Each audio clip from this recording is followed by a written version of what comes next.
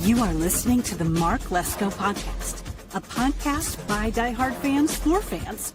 Mark covers all things Penn State football and the Pittsburgh Steelers, as well as anything related to the sports and fitness world. Tune in weekly to listen to a couple of dedicated fans talk about these topics without filters. Thank you for listening to the Mark Lesko Podcast. What's up, mateys? Welcome to the Mark Lesko Podcast. I'm your host, J-Rod, and this is Pirate Central. Well, let's start off with the first pitch announcements. We are doing the trade deadline episode today. How important it really is. For this one in particular, it's extremely important, folks. On a scale of 1 to 10, I'd say this one is about an 8.5 at the minimum. Because, as we all know, this is year 6 of Ben Sherrington's reign as GM.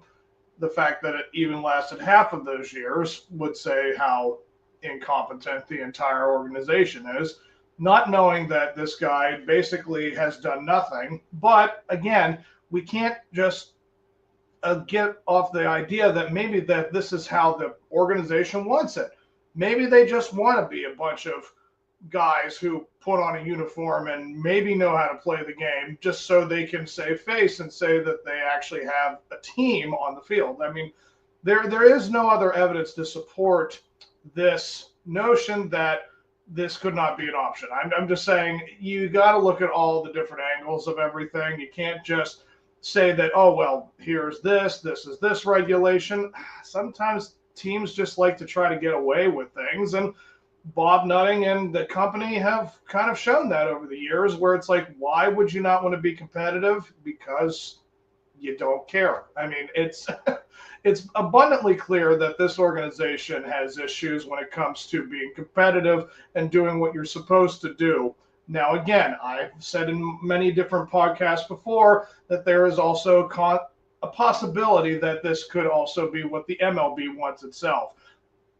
Again, you can't throw everything out, or you can't just be like, well, that's conspiracy theory, all that. It's very much a possibility, folks, that maybe the MLB just wants certain teams to be good and certain teams to be bad, and maybe throw in a underdog here or there that you don't see coming. That way the gamblers, have no way of winning money, and they put all their money, like there's a big system here with sports when it comes to how much influence does it have on the actual impact of the results that you see, who gets in, who doesn't. I mean, but yeah, the trade deadline is a big part of all this. And, if you look at right now what their current trade pieces are for the Pirates, I mean, this is a pretty big list.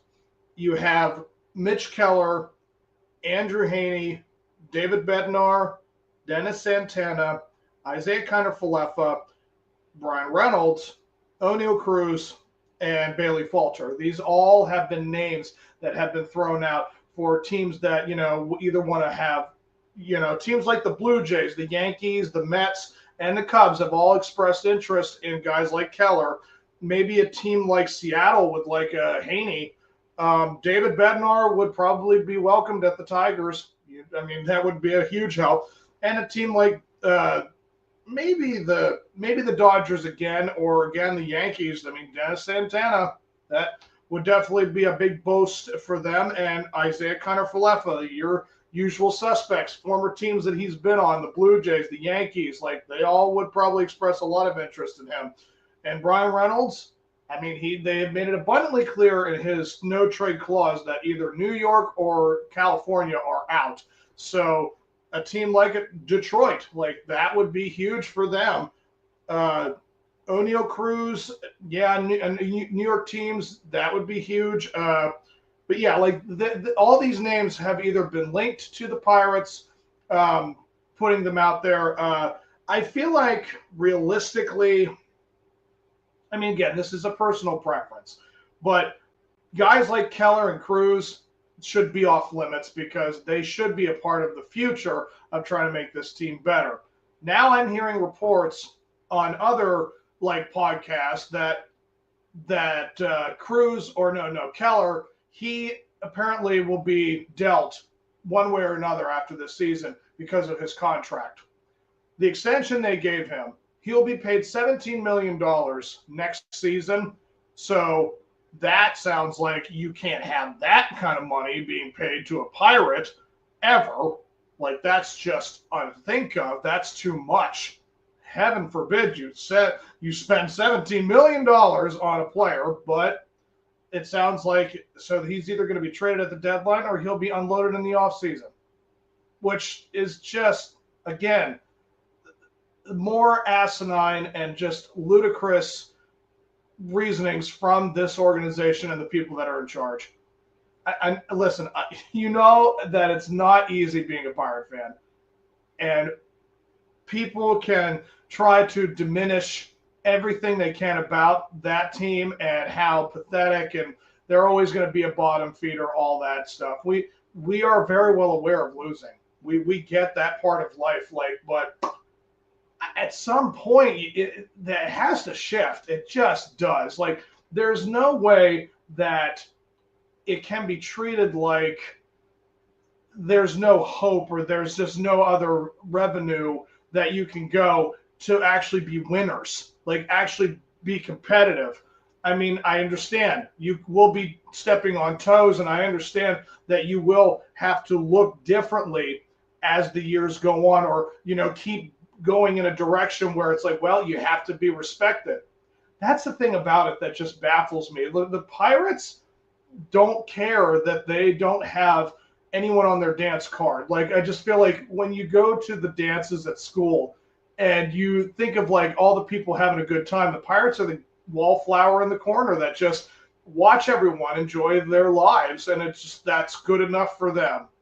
And I cannot believe that year in and year out that they just continue to stay on the wall. Like, they never want to get out on the dance floor. They never want to see what it's actually like. And it's pretty remarkable that these are the circumstances that they're living with. I mean, but again, if you look at every single trade piece, Andrew Haney, yes, I think that is probably the best non-guy, like, in terms of, like, I don't want you to trade for players. Like, if there's a guy that I think is okay to let go, that would be the number one guy for me. That's like, all right, Andrew Haney, put his name out there, see what he'll get. And yeah, like a team like Seattle, they probably have some decent prospects in the minors. They have a very decent club. So I'd like to think that they have pieces that they'd be willing to give up. I can't name anyone, I'm sorry, to kind of like, let's do this for this guy. That I don't have that much information or go into that much detail. But it's just, that is the feel that you have for a guy like Haney. He would probably give you back the best names that you don't want to give up. Like, he's definitely a player that has shown some stability. He definitely had a great outing in the first, his last outing. He was fantastic, but he did flounder a little bit last month. So it's like, where does it go exactly? I'm not sure, but that would be a guy that I think you would have, some decent return, like, a top 10, a top 15 prospect, maybe a guy that is sitting behind someone, maybe like a backup, that you could get a reliever or a position player for Haney for sure. And David Bednar, I mean, that's a pretty decent commodity. I mean, anyone who knows baseball will tell you that pitching's the most important thing to find, and we have a lot of it. But again, you can't win games if you don't score runs. So that's what we need, offense. So guys like Santana and Bednar, it would be awful if both of them were gone, but it's definitely looking like one for sure. And Bednar, the local kid, I mean, it would be tough to see him go. But if this is his best value at this time, and we're trying to do something for the future, I mean, we want the fans want this organization to do something positive for the future. Let us make sure that's clear, but that's kind of the attitude that we have with it, because we know they don't have that attitude, but we do. Yeah, I'd like to think that it'd be the same thing with Haney, a prospect, either like a reliever or a position player. Couple them, like, yeah, like, I think it would be cool to see him go to a team like Detroit and them have kind of maybe a push. Like, Detroit's last World Series appearance was 2012. Was that the one? Or no, was that? No, I think it was 2008. Yeah, I think 2012 was the Rangers against the Cardinals. Yeah, so it's been a while for the Detroit Tigers. It's been a long time for us. But the Tigers, they haven't been to the World Series since '08. And yeah, that would be pretty cool to see them have a big run with a guy like Bednar doing what he does. And yeah, Santana. This is where I think he has the same kind of value, if maybe not more. Maybe you get 3 or 4 prospects, because he has been pretty darn solid. I think his numbers still are around 2. Like his ERA is under 2, somewhere around that, and had a lot of good saves. He has been pretty lights out this whole season. His stuff is pretty darn electric. I don't know why nobody would not want him, but yeah, that's where it looks like we're going with him. I'd like to think 3 or 4 prospects would be absolutely a good haul for this guy. And Isaiah Kiner-Falefa, that might be just a prospect or two. Like, we know the teams that want him know that what they're gonna get for him. So their value will probably be like, yeah, we'll give you like our number 9 or our number 11 prospect.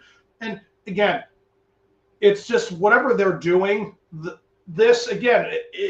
important factor is where you have to look at the prospects that are going to be brought in, because you can't develop these players. I'm sorry, that is the thing. I say that with no hesitation. They cannot develop these prospects. So whoever they're bringing in better pretty much be developed themselves, or whatever the organization they used to be in, pretty much come up and just be like, well, we already know what we're doing, so we just need to go out there and perform.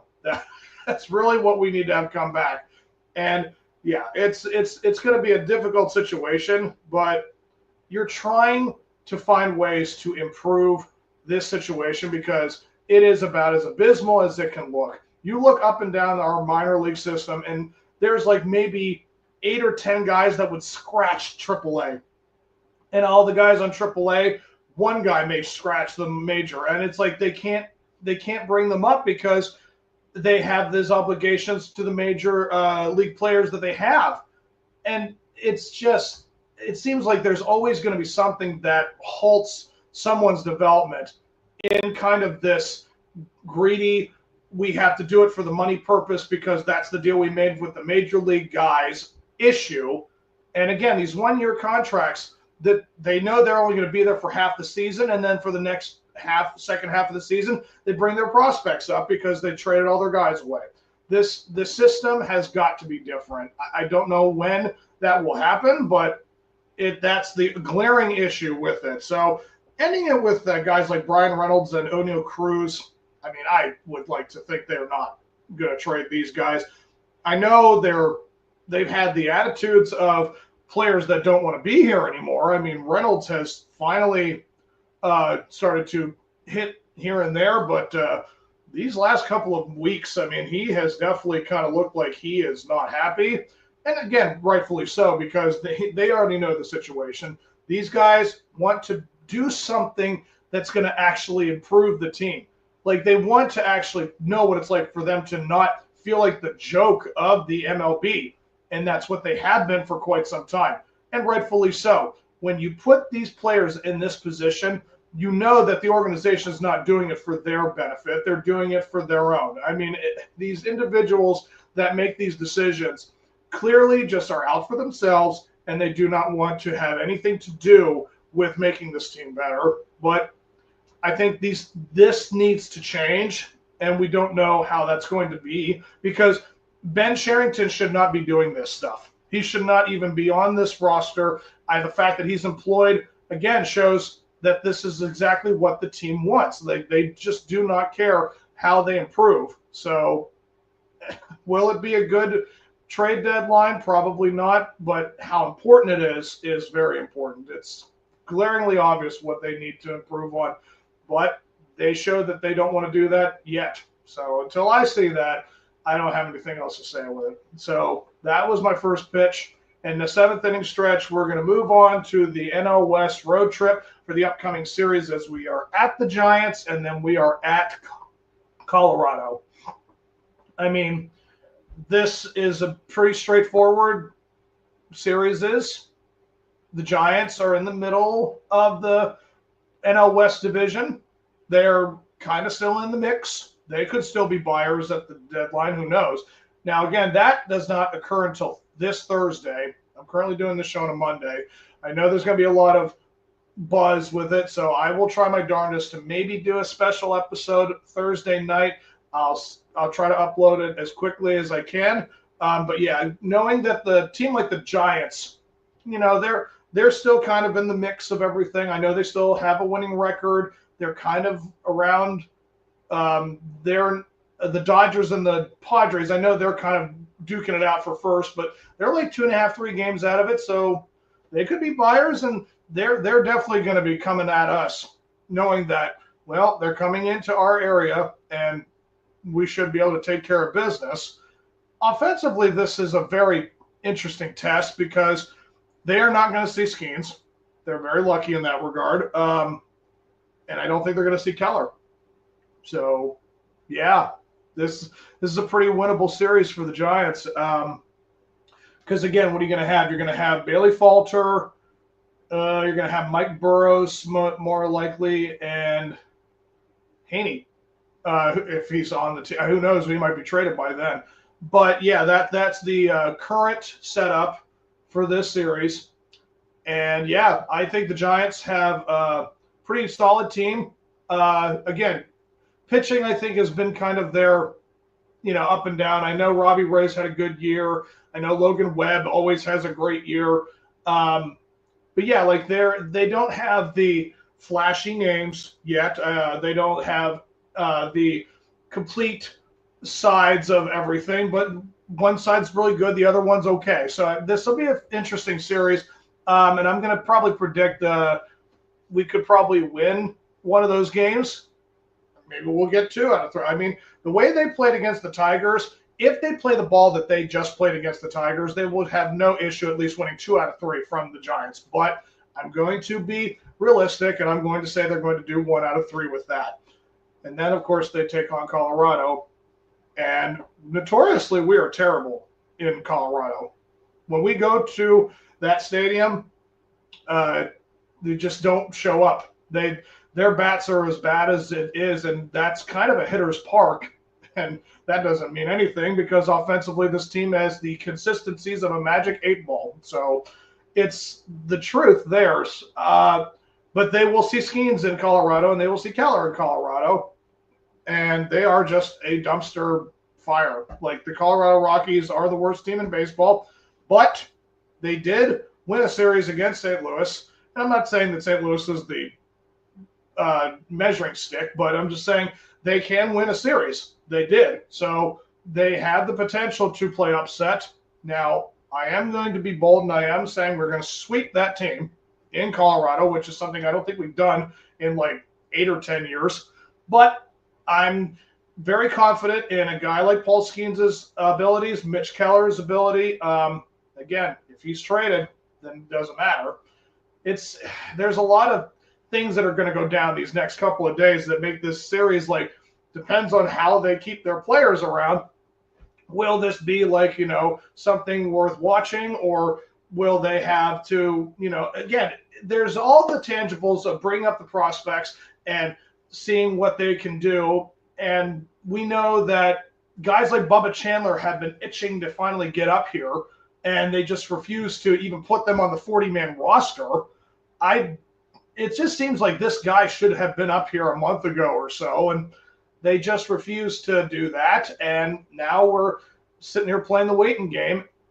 And again, these upcoming series are all winnable. They have the ability to, improve here and there and actually show some competitiveness. So, listen, we had some great series this last week. So, who knows? Again, the consistency of this team just makes you just be like, well, we won one series, we're going to look like crap the next, and then up and down and back and forth. Like, it's definitely not a fun thing to be a Pirate fan, but that's where I'm looking at for this series.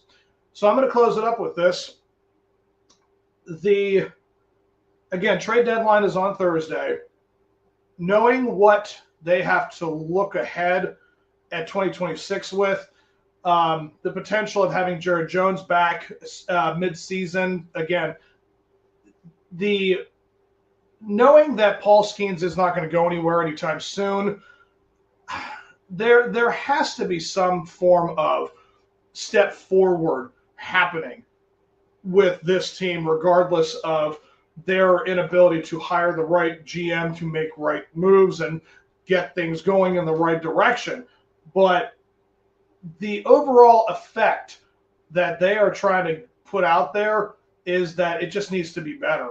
So it's kind of the crucial point of this organization's direction, where we've had Bob Nutting since 2007, we've had Ben Sherrington since 19, and these results have been some of the worst that we probably have ever seen in the entire history of the franchise. So I can only say, as a fan and doing something like this, where you just need to have something better for us. I mean, I understand that we don't make it easy, that we are just not allowing you to do what you want because we keep voicing it. I keep hearing the sell the team chants. I know people still want to go out of their way to try to make things better for it, because that's not what you want. But it's always going to be here. As long as there is a fan base in Pittsburgh, the thousands that there still are, and I know that sounds crazy to even believe that there's that many still, but we want it. We want something positive for this organization. We want to go and root for the players. We actually just want to go to a game and actually be like, well, we know that the Steelers have consistent success always. The Penguins have had the last several decades of watching guys go to the playoffs, be in Stanley Cup finals, and win. Where in the world is this shift going to come in our direction? Like, it just seems like it has been a long time waiting for the Pirates to finally turn the corner. And I know that I'm looking forward to seeing it myself. So I hope that you guys have enjoyed this. I always enjoy doing this for you. So you guys have yourselves a good one. And until next time, let's go Bucks.